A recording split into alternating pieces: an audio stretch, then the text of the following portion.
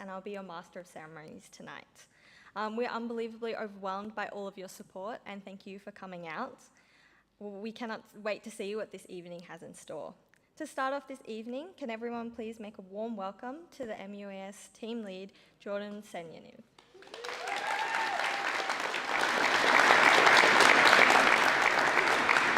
Thank you, Alita. Monash UAS acknowledges the Bunurong people of the Kulin Nations, traditional custodians of the land on which we gather here today. We pay our respects to their elders, past and present. This always was and always will be Aboriginal land. Good evening, everyone, and welcome to the Monash Uncrewed Aerial Systems 2023 Showcase Night. 2 years ago, UAS embarked on a journey to develop our largest, most ambitious aircraft yet. The road was rough. The pandemic was not kind to a student organisation whose members move on every 2 to 3 years. Many lessons had to be relearned. Many experiences lived for the first time. But we pushed on, and tonight I have the privilege of showing you all what young minds can put together, given the motivation, the passion, and the perseverance. But first, let's take a step back. Many of you here may not be familiar with the team and what we do. So here's a rundown. Monash UAS designs, builds and operates drones for humanitarian purposes. Some are small, some not so small.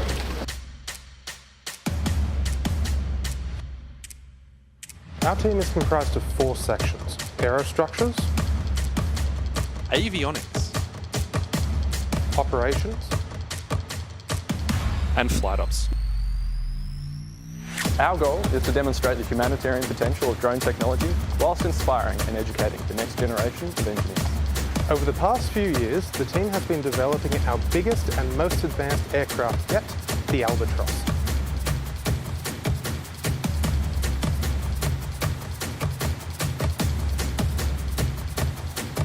We've had our fair share of setbacks, failures, lessons.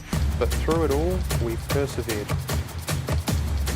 And tonight, we're finally ready to reveal The Albatross.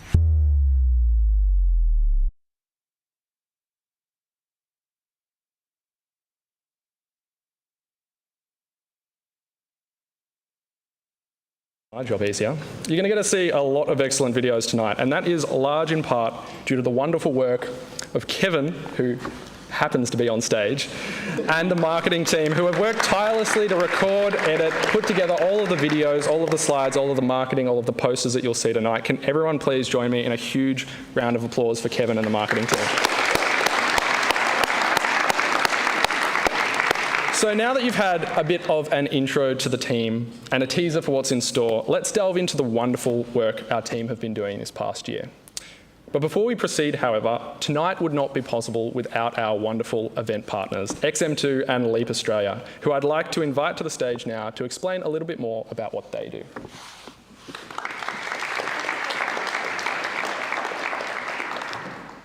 Thank you, Jordan.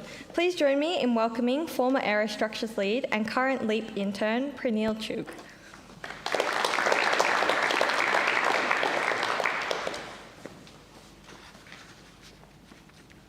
Cool.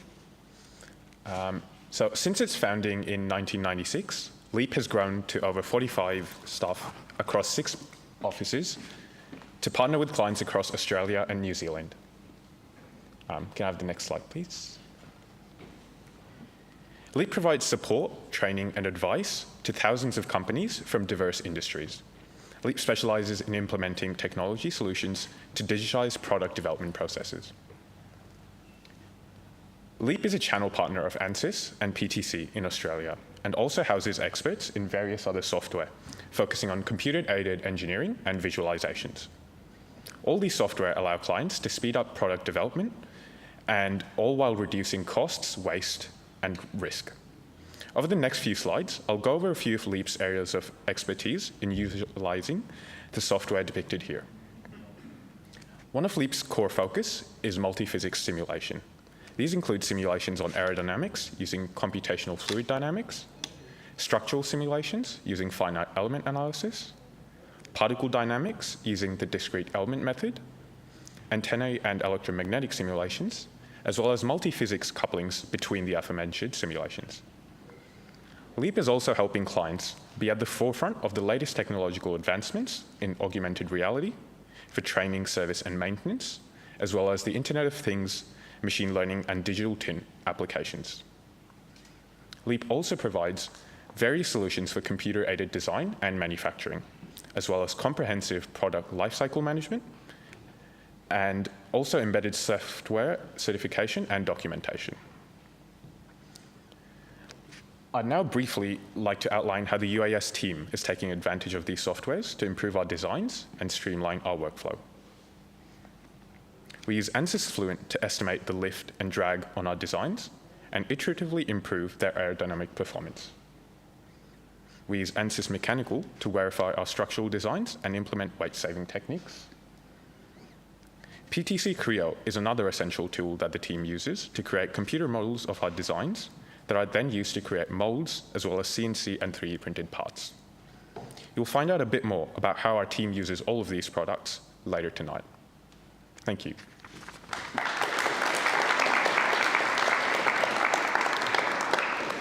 Thank you, Pranil.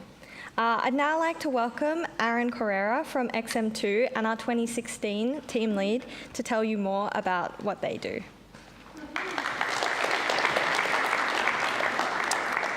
Thanks, Alida. My name's Aaron. I work for XM2. XM2 in a nutshell kind of we design and build drones, and we use them primarily for the film and TV industry. I'm just waiting on the clicker so I can get through the slides. Thank you. Like Alida said, I used to be a Monash UAS team member. I was a team member for 3 years. I was team lead in 2016, took us to competition in Queensland. Thank you very much.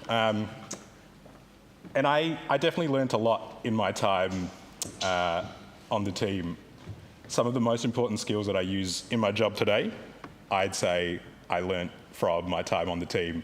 And it's those softer skills like teamwork, kind of managing your own time, learning to work with others as well in a team environment that I found the most useful going into the workplace.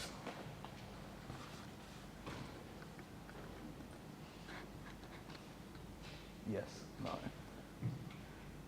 Those are some of the movies that we've worked on. There's certainly a few noticeable titles up there. Just last week, I was in Sydney working on a film with Ryan Gosling and Emily Blunt. So yeah, I get to name drop some pretty cool people.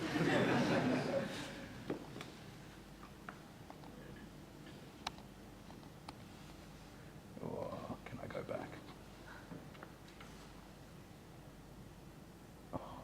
Can we go back one slide, please? And is this hyperlink going to work? Can you hit the hyperlink on the video, please?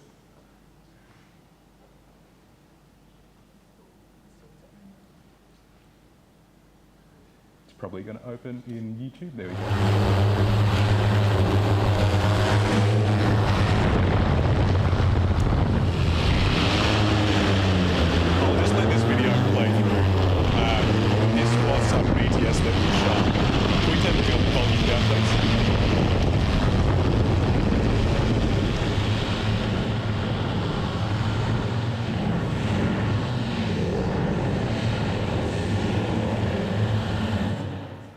This is some BTS from the last James Bond movie. We shot this across Scotland and Italy. As you can see, it's some pretty involved flying, lots of action, lots of stunts. This is actually a drone that we designed and built in Melbourne, just around the corner from here actually. I was equally as surprised when I found out about XM2, that they're just around the corner from university. And we've actually used this drone on every single continent. We've done a project, every single continent on the country. I got to go to Antarctica last year, which was an amazing experience.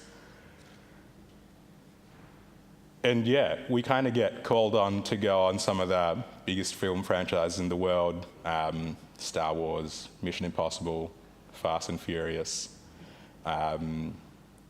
So yeah, it's definitely got its exciting moments.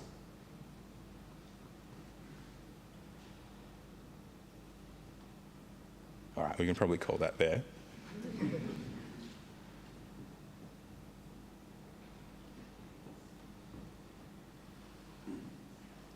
Cool. Those are where we have offices around the world. We are pretty lucky in that we get to do a lot of travel. Like I said, I came back from Sydney last week. I go to Jamaica in 2 weeks. My boss is currently in Mongolia.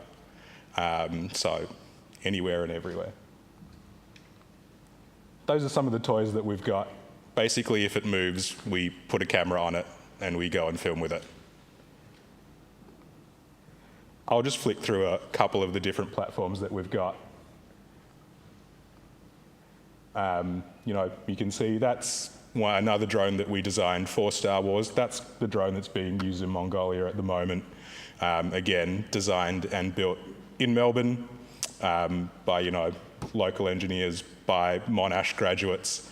The team's actually got a pretty strong link to XM2. We've got about 4 ex-team members, including myself, that have come through the system. And, you know, it's always been that close relationship, both, you know, distance-wise and kind of popping into each other's offices to find out what we're up to. Like Alita mentioned, we sponsor the team as well, and I guess we as a company have found great benefit from that by having a great stream of talent coming from the UAS team and, you know, who are essentially job ready.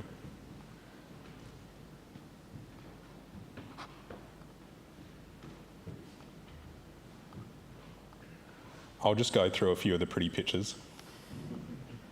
You know, big drones, FPV drones. I'm sure the people on the team kind of know the difference between those things, but, you know, we've used drones to shoot VR, we've used drones to shoot IMAX, we've flown drones out of helicopters, we've flown drones on glaciers, off boats, at night, at space shuttle launches, around people skydiving.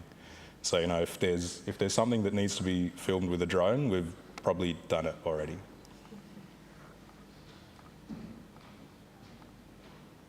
That's kind of the company in a nutshell. I'll be around later on if people have any questions, more than happy to have a chat. I'd just like to finish by saying I'm incredibly proud of the team and where it is today. Back in 2014, 15, 16, when I was around, you know, it was a much smaller, much less slick operation. I think I made the Facebook page for the team. So, you know, to everyone who's run the team, to everyone who's on the team, you all deserve a great amount of congratulations. Thank you.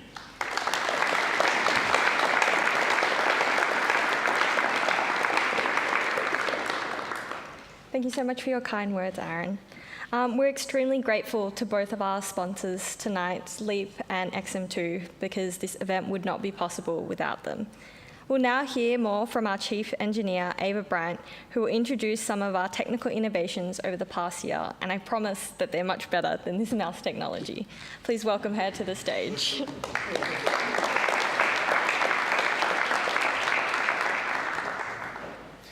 Thank you, Alita.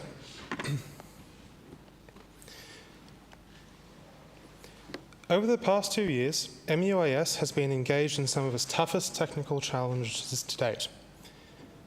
The push to compete in NFC and later SUAS led the team to develop an entire aircraft from scratch, a massive undertaking for a team fresh out of COVID and looking to the future.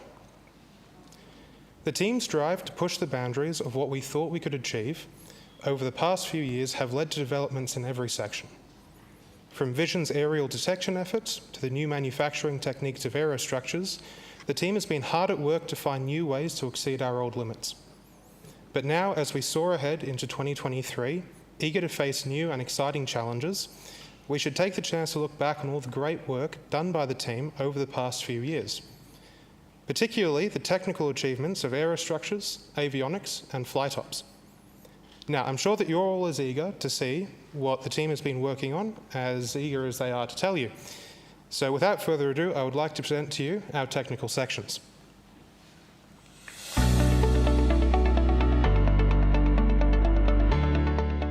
Aerostructures as a section is involved heavily with the major design and manufacturing work related to our team's aircraft. From the conceptual thinking to the concrete design and manufacturing process, to finally putting everything together to resemble one final aircraft, our section sees the whole process, from the start to the finish. Over the past year, we've been working hard on improving all aspects of our design and manufacturing processes, from cutting-edge computer-aided design and product lifecycle management software to all new state-of-the-art manufacturing methods used by the biggest aerospace companies, and we can't wait to show them to you today.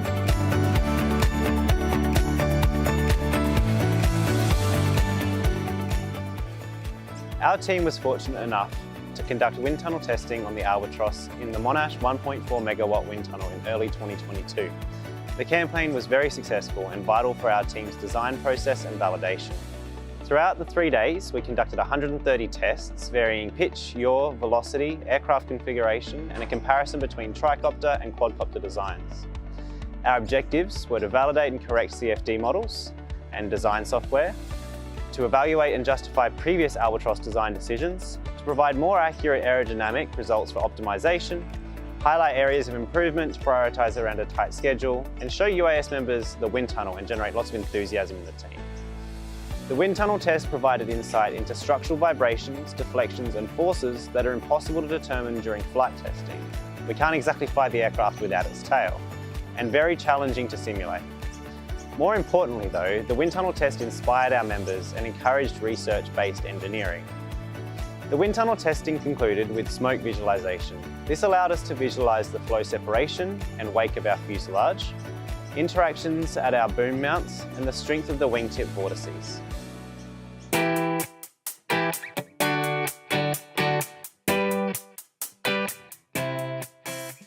The fuselage of the Albatross has been revolutionised since our days of the mainframe and local hawk. Instead of a traditional skeleton or internal structure, we've moved to a monocoque design. This transition has been enabled by our composite manufacturing capability and our access to computer-aided design. The complex fuselage shape has been optimised using computational fluid dynamics simulations. By delaying the separation of the flow at the rear of the fuselage, the strength of the wake is reduced. Our access to ANSYS Fluent and PTC Creo were crucial for this. To manufacture the complex geometry, we utilised CNC machining to create foam forms. Our progress in infusion layup techniques enabled us to create a stiff, electromagnetically transparent fiberglass top section and lightweight, accurate carbon fibre bottom covers. Carbon fibre crux plates reinforce the connection between the wing and the tail, while retaining the ability to disassemble the aircraft for transportation. The monocoque design not only reduces structural mass, but it also frees up internal space for additional batteries, avionics or payload. This also gives us greater access to our electronics and wiring, making the debugging and prototyping process a lot easier. By maximising internal volume, we will be able to carry large payloads like life jackets, radios, medical equipment or camera systems. This future-proofs the aircraft design for MUAS in the years to come.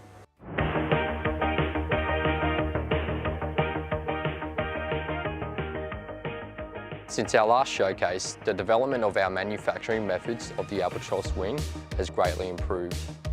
Previous layup methods have involved putting layers of wet fibres around a foam core, giving us a solid finish. Although it was quick and easy, the dimensional accuracy needed improvement. Moreover, the distribution of resin was non-uniform since it was done by hand, which led to a smaller strength to weight ratio, while also using more resin than needed, and leading to a rough surface finish.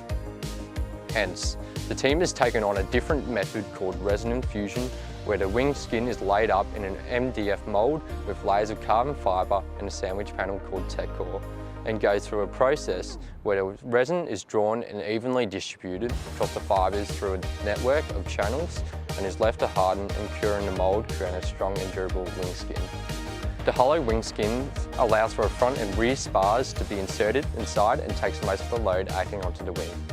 The spars are created through a layer of balsa and carbon fibre stacked on top of each other multiple times. The wing internals also involve plywood ribs, providing additional structural support to the wings, and houses the control surfaces 3D printed with the aileron now designed to include a detachable servo horn, allowing access to the servo inside the wing for future maintenance.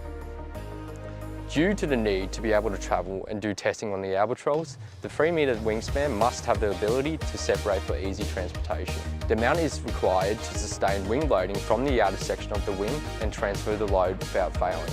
It also needs to harbour the connection point to hold the circular boom from the load due to VTOL, as well as the twisting of the boom itself. There was a lot of difficulty due to the limited space available and having to conform the component to the airfoil shape. The mounting system went from the hook design to the truss structure and is now currently the aluminium H-block design, machined by talented members on the team. It was really important that the wing of our aircraft would be strong enough to withstand all the expected forces, while also being sufficiently light. Before we built an entire wing, we wanted to find out if our chosen materials and layout method would be good enough, and if we needed to tweak the manufacturing process, and if we needed any structures such as spars to add extra reinforcement. So we decided to do destructive testing on some aerofoil sections and spars. To do this, we laid up some samples to destroy and headed over to the structural labs to use their hydraulic press.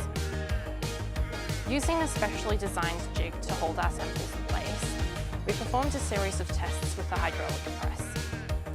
This basically involved slowly applying a force to the centre of each sample and measuring how much it moved in response, and how long it took to break. From this, we were able to gather data that showed us how strong the aerofoils were and how much stronger the spars made. We found that, on average, the aerofoil samples like the one shown here could withstand a force of up to 179 kilograms before yielding. From tensile testing, we found that a sample with tech core between 2 sheets of carbon fibre had more than 3 times the strength of a sample with just the carbon fibre. We also determined that carbon fibre spars were necessary in both the front and rear of the wing in order to achieve our required strength. In addition to the data it provided us, destructive testing also gave us some insight into how the aerofoils and spars would fail.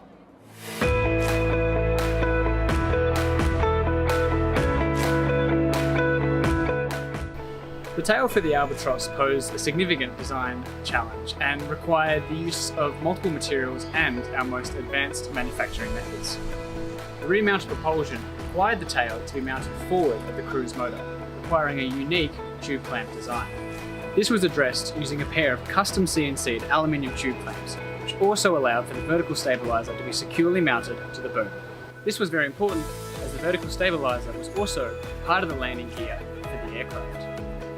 The required strength was achieved through a pair of carbon rods and laser-cut plywood ribs, which gave our tail extreme strength and rigidity despite a very light weight. Using our latest technique of resin infusion, we were able to create a single layer fiberglass skin for the tail, which allowed for easy assembly and further cut down on weight. The second significant design challenge was the entirely moving horizontal stabiliser. As the Albatross's design objective for the payload would result in a significantly changing aircraft centre of gravity, therefore requiring a lot of trim. Ultimately, the tail design generated a number of valuable lessons and puts us in a great position as we develop the next iteration.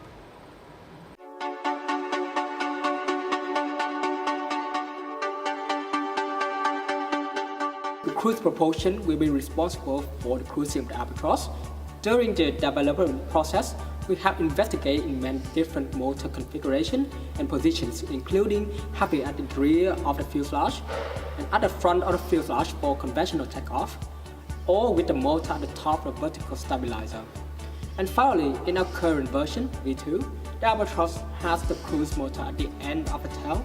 This happened because we no longer plan to use it in VTOLs, and it allows us to redesign the tail to function as a rear landing gear also permit us to put all the avionics far away from the motor, as well as reducing the structural load on the front of fuselage, the weight and the complexity, and allowing for more avionics to be put.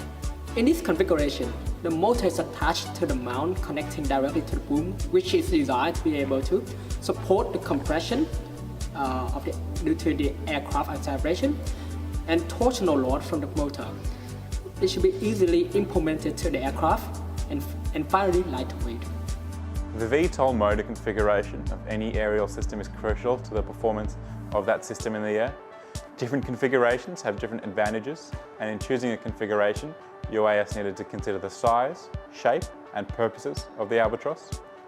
A consequence of our wind tunnel testing in March of 22 was the decision to go with a Y or tricopter configuration over the more traditional H or quadcopter configuration. This was a major decision for the team. While the Y configuration was more efficient and had considerably less drag, never before had we designed or even flown a VTOL tricopter. It was this decision though that set us apart from the competition and gifted the Albatross its unique look, which you'll get to see later tonight. As it sits today, the Albatross has a Y6 motor configuration. This involves 3 pairs of coaxial counter-rotating propellers, allowing the aircraft to yaw itself by increasing the torque in either the clockwise or counterclockwise sets of motors. This configuration acts as a stepping stone to our ultimate ambition of a tilting tri-system whereby we reduce weight and drag by reducing the amount of motors.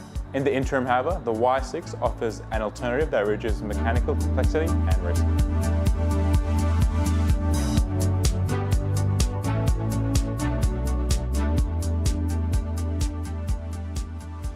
Computer-aided design, or CAD, is a computer-based software that helps in the engineering design process. It allows the team to create accurate 3D design representation of the aircraft. The use of clear parametrics increases the team's productivity in the design development and allows the team to experiment with ideas at ease. It provides the ability to effectively iterate and optimize the design model. The use of Creo also improves design accuracy and decreases errors in the design process. Creo allows parts to be virtually assembled where any conflicts in designs can be identified. Moreover, it allows us to examine the feasibility and compatibility between components from different projects prior to manufacturing. This greatly reduces the time and cost in the development process.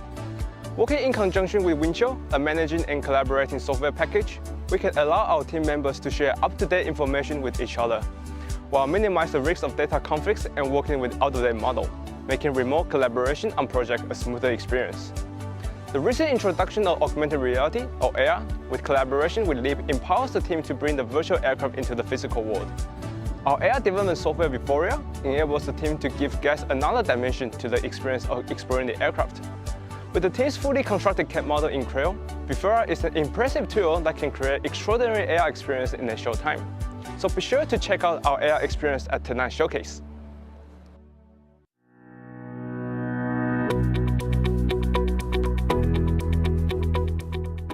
Hi, my name is Will. And hi, my name is Doshan. We are the 2023 Avionics section leads of Monash UAS. Our section represents the internals of the aircraft. This means we are responsible for the design and the implementation of both the electrical hardware and the software integration that controls our aircraft. Over the past year, we've made mountain knowledge, covering areas such as artificial intelligence, PCB design, physical wiring networks, and web app development.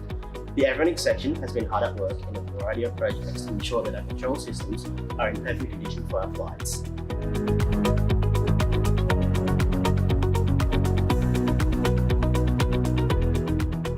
If the Albatross was a human, then its central nervous system is the avionics stack. It's how the onboard electronics all interface with each other. Things such as the healing, which provides telemetry capabilities so we're able to obtain real-time flight data. The CAN boards, which all send signals so we're able to control the servos and motors. And the lipo batteries, which powers them up. It's all those electronics plus all the wires integrated together, which forms the avionics stack. Everything on the stack can be categorized into one of two things, power and comms. Let's start with power. There are two main batteries on the Albatross, one for motors and one for comms. Each of the batteries gets fed through a battery splitting PCB, which allows us to split the battery charge for our different components. Finally, there are also a couple of voltage regulators which regulate the power so all the onboard electronics all receive safe levels of power. For comms, we utilize cam boards, which are the controller nodes on the Albatross. All of the cam boards all control a moving part, whether that be a motor, servo, or aileron. Each of these cam boards all receive signals from the onboard flight controller, and they tell the motor how fast to spin or how much tilt the servo should do. It takes a combination of both power and comms to make the Albatross fly. With all the onboard avionics required to make it fly, the question becomes, how do we house and access everything onboard the Albatross? We've got spatial constraints from the physical size of the Albatross, and we want to be able to easily access all the onboard electronics. Well, this is where avionics meets aerostructures. Through a series of convergent and divergent meetings, we're able to clearly communicate to each other requirements, which ultimately led to the creation of the current wiring channels and battery placement within the aircraft.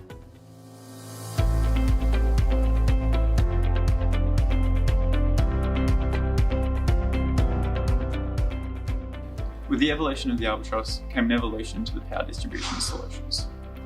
The 2022 Albatross required a considered approach to the challenges that UAVs face, high current but low voltage.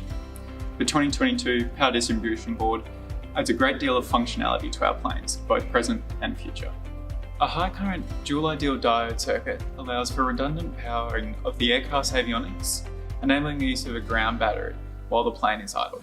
Additionally, the circuit includes reverse voltage protection, so no componentry will be harmed should the battery be reversed.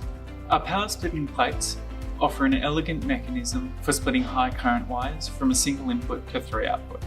Additionally, copper bus bars allow steady state current to be in excess of 150 amps without unsafe temperature increase. The main power distribution board offers a central safety and monitoring point. Built upon an insulated metal substrate, the PCB includes an e-stop which can disconnect the battery during high currents, protecting the aircraft in case of an electrical short. This e-stop can be operated per motor channel or can collectively disconnect the entire aircraft with a single button press. Each motor channel also features current monitoring of up to 100 amps. This data is buffered, filtered, and then read by an ADC, passed on to an external microcontroller, which communicates this data over CAN to our main flight controller. Finally, standalone current and power monitoring circuits allow easy integration of power monitoring to any branch of our electrical network. Again, capable of up to 100 amps in a footprint no bigger than your thumb. 2023's iteration, which the team is currently finalising circuitry for, includes all these aforementioned features into a single system. Additionally, it adds a 5V, two 7.5 volts, and a 12V high current switching regulator, powering the entire aircraft from a single point.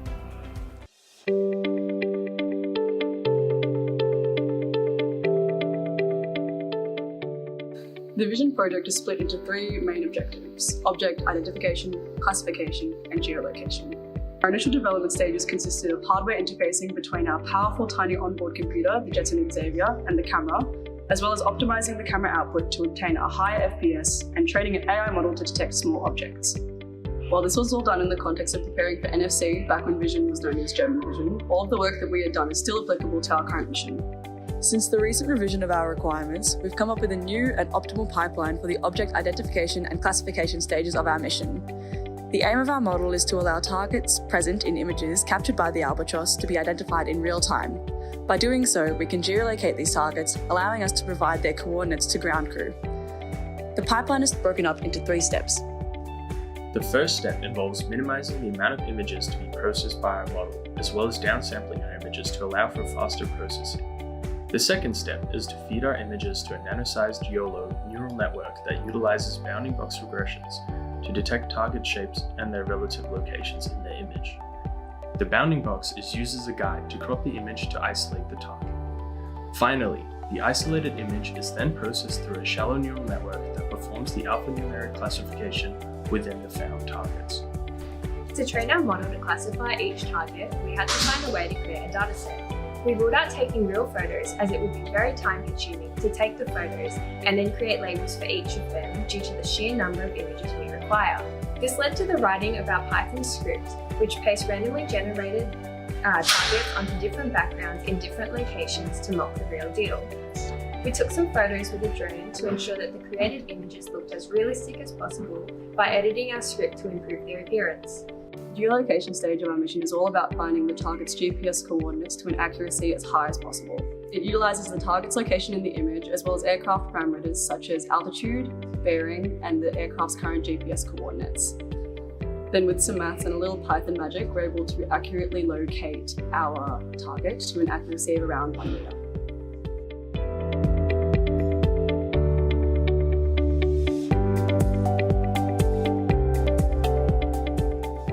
DroneLink is UAS's custom-built, in-house mission management software tailored to our pilots' needs.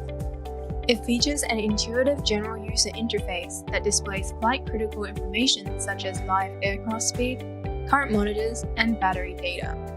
It offers controls to upload a list of waypoints from a file and plan a route accordingly, and allows pilots to shuffle, add, or delete waypoints during the flight. There are also controls to arm and disarm the plane, and a feature to allow pilots to write and save notes during the mission. In order for a smooth mission, the waypoints that the plane must go through are passed through a waypoints line. The purpose of this script is to take a group of waypoints the plane must travel through and output a list of waypoints that smooths out turns and gives the Albatross a path to follow.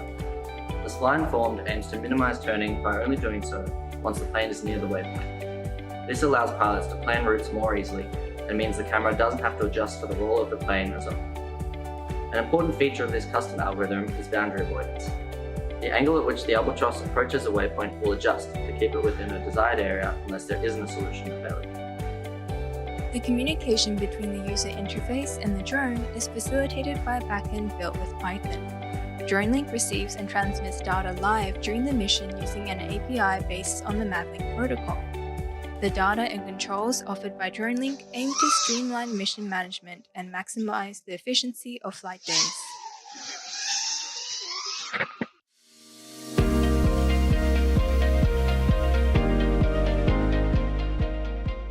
Hi, my name's Tom and I'm the head of the Flight Ops division.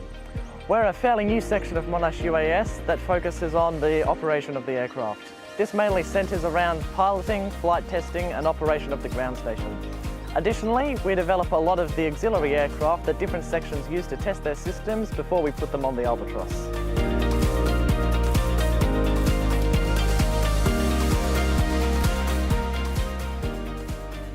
One of the most important parts of what we do is flight testing. How the ground station operates and what we have access to has a big impact on that. So it's important that we have as many resources available as possible. One of our biggest priorities is to ensure that we are always able to communicate with the plane. This has led us to develop our MAVLink router system. Utilising both an RFD 900X and a Healing controller, all members of the ground station crew are able to connect to independent telemetry streams over the unveil Wi-Fi network, while still being able to access the internet. This means that even if we lose a receiver, we always have a backup to fall on that everyone can easily link to. This level of redundancy also extends to our radio transmitters, with a secondary pilot on standby, ready to hand the chief pilot a second redundant controller if the first one ever drops out during flight. Flight Operations has been working to formalise the testing process of our aircraft over the past year and a half. Working behind the scenes, our department has developed flight testing plans, as well as a testing procedure, specified roles and training associated with them, and improved our post-flight evaluation process. All with the goal to make our testing process as efficient as possible.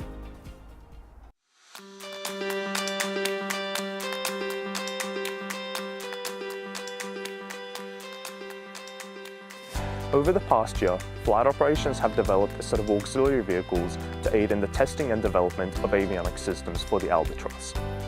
The first and most important of these has been the hexacopter. Utilizing a layered mounting plate, the hexacopter allowed the team to fill the entire avionics stack of the Albatross onto a multi-rotor test platform. One of the primary systems tested on the hexacopter was the team's vision system. Hundreds of photos were gathered to help train the team's image recognition software. Additionally, the testing on the hexacopter is what led to the team pursuing our gimbal system, a critical component to the vision system's overall function. The real-time kinematic GPS is another avionics system tested on the hexacopter. By testing this alongside the vision system, Vision was able to obtain more accurate GPS data, helping it identify targets easier. Overall, the hexacopter spent 10 hours in the air, completing different tasks over a total of 5 days worth of flight testing. While it may seem counterintuitive for a team centered around aircraft development to build a Land Rover, the low-altitude avionics stack has allowed us to conduct a number of tests of critical onboard electronics that would normally pose too high of a safety risk if conducted in air. As the team has moved towards more composite materials, a major concern was how these materials would affect our communication systems.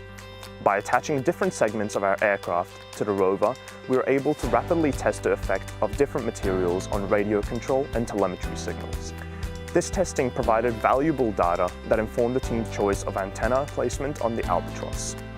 The most recent of major project undertaken was the build of the Firefly, a multi-rotor testbed, initially designed to help the team decide on motor configuration.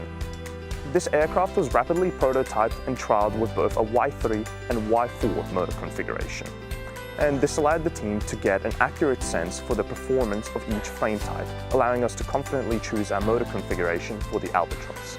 After transitioning to a Y6 frame type for the Albatross, the Firefly was updated to reflect this.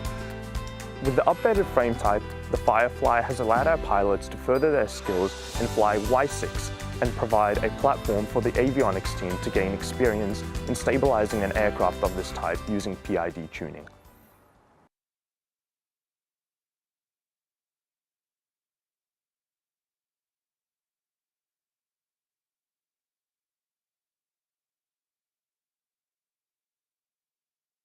Over the past 2 years, the team has been hard at work developing our newest aircraft, the Albatross.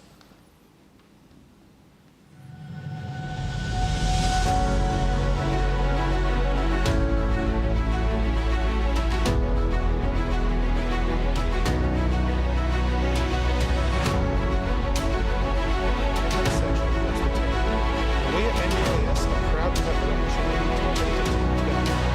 With a wingspan of 3 metres and a total weight of almost 15 kilograms, the Albatross is 50% larger than the mainframe of MUAS' previous aircraft.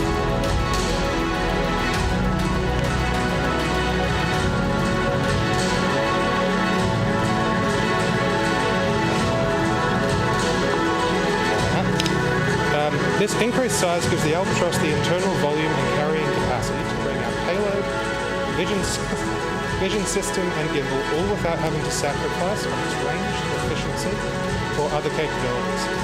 Designed initially to meet the requirements of the new flying competition, NFC, and later revised to act...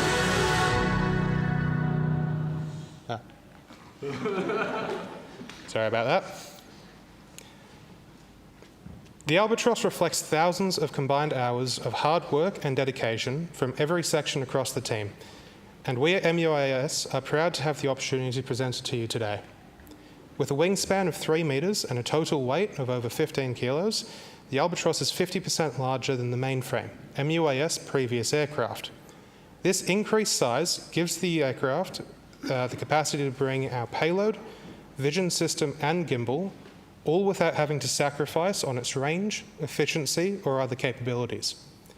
Designed initially to meet the requirements of the new flying competition, NFC, and later revised to act as a broad-purpose airframe, the Albatross will have a range of over 25 kilometres return, flying at 85 kilometres an hour, and the capacity to perform an aerial search using its gimbal and vision systems before transitioning back into VTOL flight to deliver a payload of up to 2.5 kilograms. All of this leads us to our flight testing. And as with all flight testing, there is always more to do. More things we can learn, more times we can crash. And I am pleased to announce that as of 2 weeks ago, the Albatross has successfully completed 2 test flights and also performed 2 unscheduled emergency landings.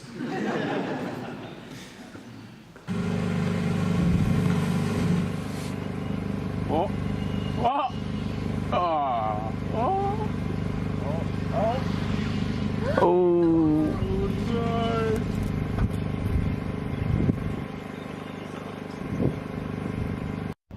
Yeah, on.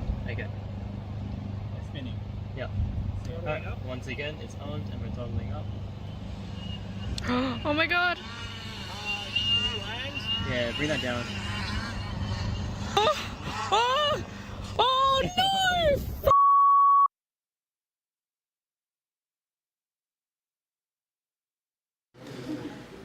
I would now like to invite Jordan and Alita to the stage, accompanied by former Monash UAS team lead Yan Zhang, former Avionics leads Kevin Sien-Tu and Sophie Lane, former Aerostructures lead Pranil Chu, and manufacturing lead Kevin Pan.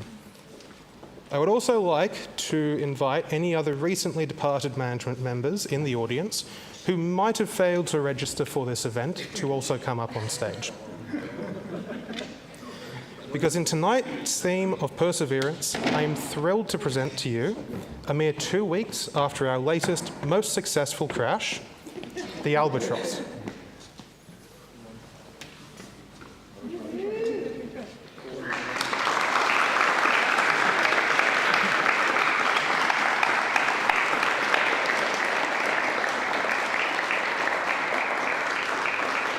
Ready to take to the skies once more in just a few weeks' time.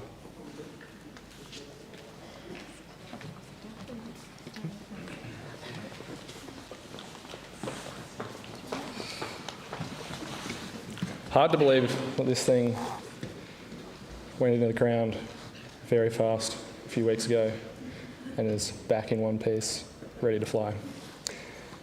Pretty impressive effort from everyone on the team, I'd say.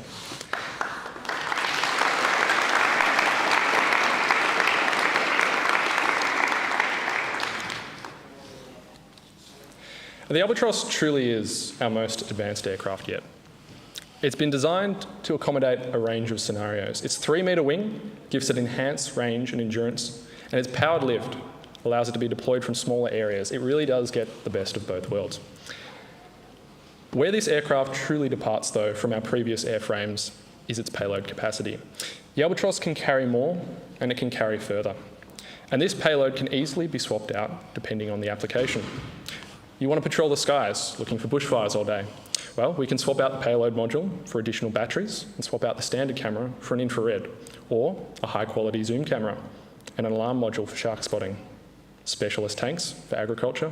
The possibilities are many. Whilst this kind of versatility gives us the ability to pivot towards a competition in 2024, the team needed a goal in the short term. And so, the 2023 demonstration was born.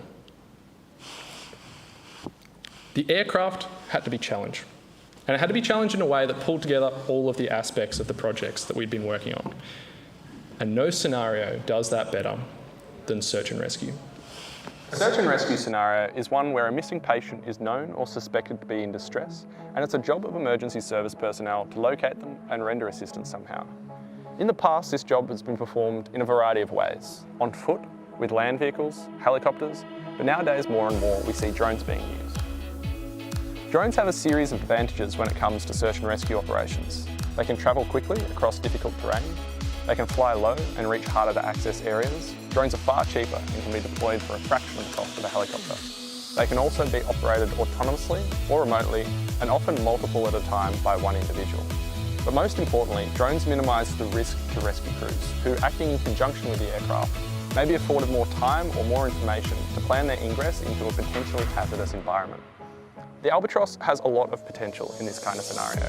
Its powered lift capabilities allow it to take off virtually anywhere, and its massive 3-metre wing gives it the increased range and endurance needed for large search areas.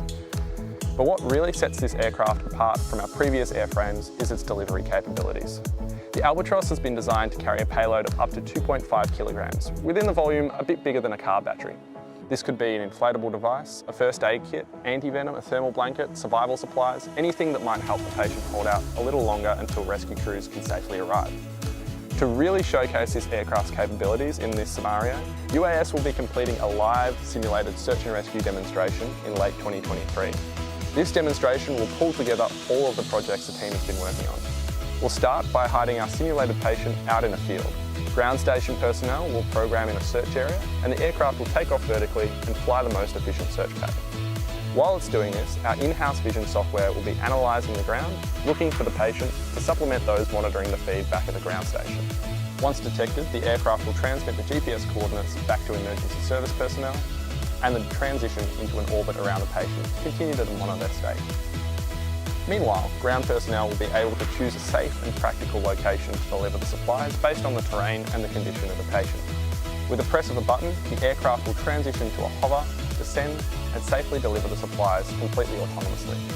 Once delivered, the ground station can then decide whether to return home or continue to monitor the patient until rescue crews arrive. This kind of scenario is something that's really close to my heart. As a lifelong surf lifesaver and pilot in LSV's RPA service, I have a first-hand appreciation for the value that an aircraft like ours could deliver to these kinds of operations. And I'm really looking forward to seeing the team bring this mission to life.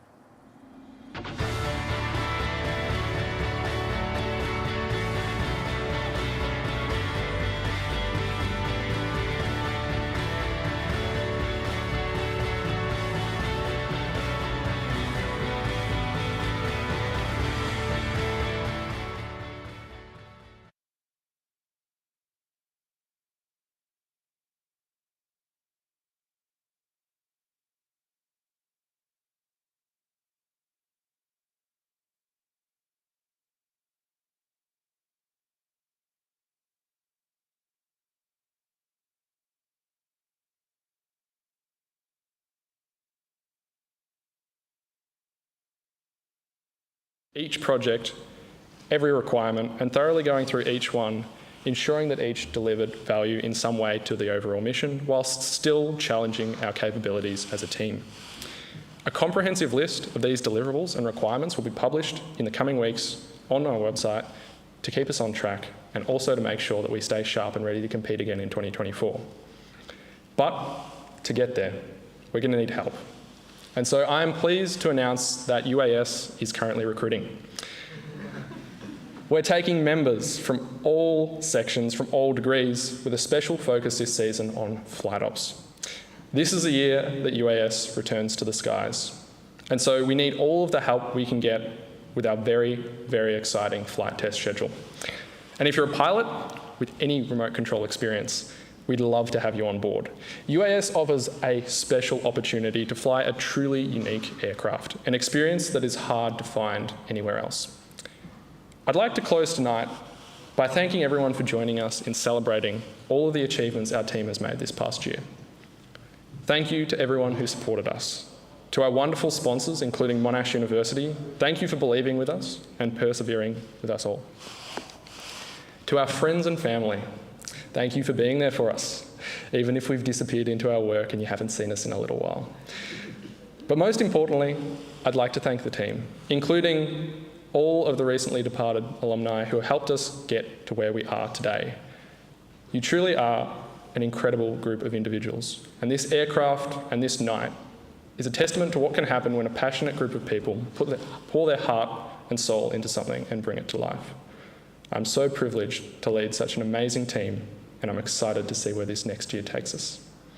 So stay tuned, everyone. Be sure to follow us on social media and witness the next phase of our journey. Thank you.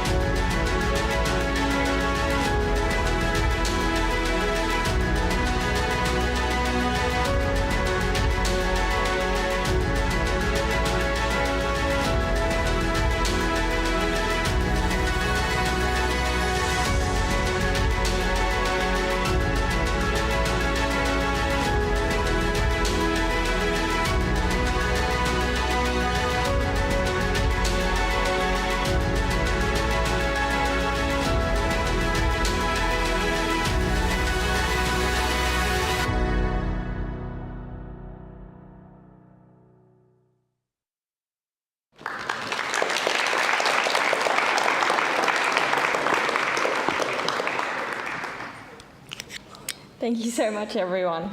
It's been an amazing night, and we really appreciate you making the time to come out. That's the end of our presentation section, so we'll move down in just a moment, but I have a few thank yous to say myself. Thank you to XM2 and LEAP for partnering with us on this event, to Rohan and Justin, who've been working through all the issues of the live streaming out the back there, and also so you can watch it again later, and especially to Kevin and Zane for all the work that they put into the videos and taking photographs tonight. Before we do move downstairs, I invite you to come up and take some photos with Albatross. Downstairs you'll be able to meet the teams that worked on the projects and that you saw just before, see the projects up close, and also there are refreshments downstairs, which I'm sure you're all excited for. Excellent. Thank you so much.